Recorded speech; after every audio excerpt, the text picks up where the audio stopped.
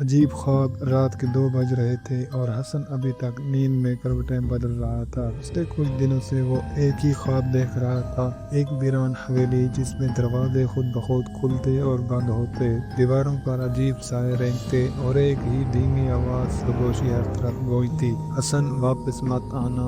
جب بھی وہ خواب میں اس حویلی کے دروازے تک پہنچتا، کوئی دروازہ دھڑک سے بند کر دیتا اور وہ خوف کے مارے جاگ جاتا۔ حقیقت یا فریب؟ حسن نے خواب کی حقیقت جاننے کے لیے اپنے دوست عمیر سے ذکر کیا، جو پراسرار چیزوں میں دلچسپی رکھتا تھا۔ عمیر نے فوراً گوگل پر تلاش شروع کر دی اور حیرت انگیز انکشاف کیا۔ یہ جگہ حقیقت میں موجود ہے۔ یہ ایک پرانی حویلی ہے جو تمہارے گاؤں کے قریب ہے، اور لوگ کہتے ہیں کہ وہاں کئی سالوں پہلے ایک خاندان غائب ہو گیا تھا۔ حسن پہلے تو ہنسا، مگر اندرونی طور پر خوفزدہ بھی تھا۔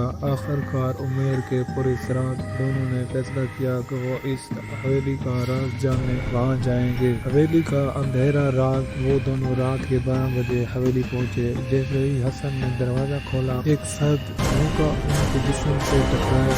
اندر داخل ہوتے ہی کمرے کی دیواروں پر عجیب نشانات اور جلنے کے دھبے تھے۔ اچانک دروازہ خود بخود بند ہو گیا اور ایک سایہ ان کے سامنے نمودار ہوا۔ تم یہاں کیوں آئے ہو؟ ایک بھیانک آواز گونجی۔ حسن اور عمیر سکتے میں آ گئے۔ سایہ دھیرے دھیرے ایک انسانی شکل میں ڈھل رہا تھا۔ حسن نے خوفزدہ ہو کر پوچھا، تم کون ہو؟ جواب آیا، میں وہی ہوں جو تمہارے خوابوں میں آتا تھا، مگر تم نے میری بات نہیں مانی۔ اچانک ایک زوردار چیخ گونجی اور پورا کمرہ لرز اٹھا۔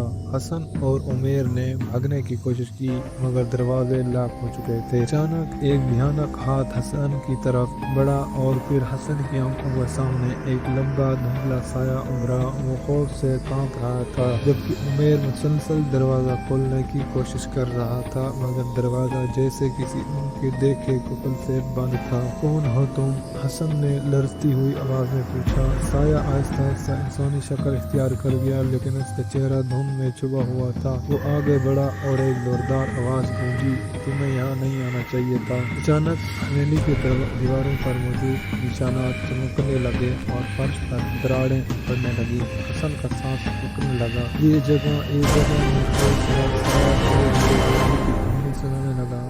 سالوں پہلے اس حویلی میں ایک خاندان رہتا تھا۔ ایک رات ایک پراسرار آندھی چلی اور سب غائب ہو گئے۔ کسی نے انہیں دوبارہ نہیں دیکھا۔ لوگوں کا کہنا ہے کہ وہ ایک بدروح کے قہر کا شکار ہوئے۔ جو کوئی بھی یہاں آتا ہے وہ ہمیشہ کے لیے یہیں قید ہو جاتا ہے۔ یہ سنتے ہی حسن اور عمیر کی آنکھیں خوف سے پھیل گئیں۔ حسن نے ہمت جمع کر کے کہا، مگر تم کون ہو؟ سایہ تھوڑا اور قریب آیا اور پہلی بار اس کا چہرہ ظاہر ہوا۔ یہ حسن کا اپنا چہرہ تھا۔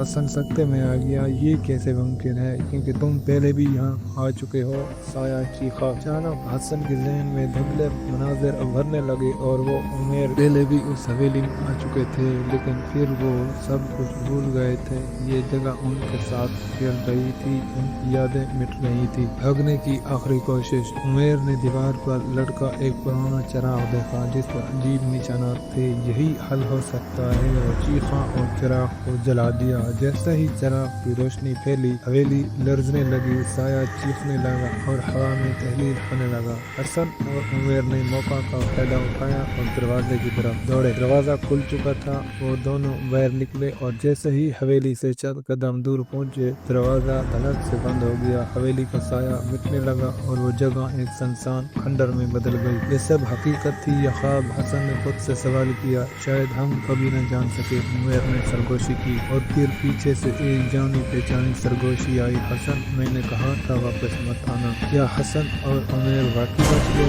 یہ سب ایک اگر آپ کو کہانی پسند آئی ہے تو لازمی لائک اور سبسکرائب کر دیں، اور ایسے مزید سی کہانیاں سننے کے لیے ہمارے چینل کو سبسکرائب کر دیں۔